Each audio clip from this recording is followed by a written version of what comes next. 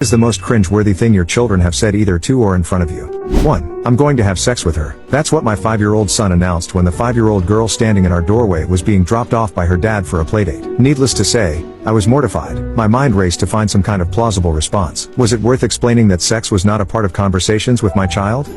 In fact, I don't recall the word sex ever being said around him. Should I just laugh it off? Hey, you know kids, should I just give up and suggest that he take his little girl back home? The girl's dad was a friend who knew our family pretty well, and he was a Brit, with the dry wit of that noble race. In the instant that all those thoughts were racing in my head and yielding my stunned silence, he replied, well, just don't keep her out too late, and he dropped her off. 2 years ago, I called my middle daughter after supper one evening to ask what time she needed me to babysit later on. 4-year-old Colin answered the phone. Hello. Hi, Colin, is mommy there? Hi Graham, mommy's in the basement putting clothes in the dryer. Okay, how about daddy? Could I please talk to him? No. Call, is daddy home? Yeah, but he's in the bathroom pooping. That always reminds me of another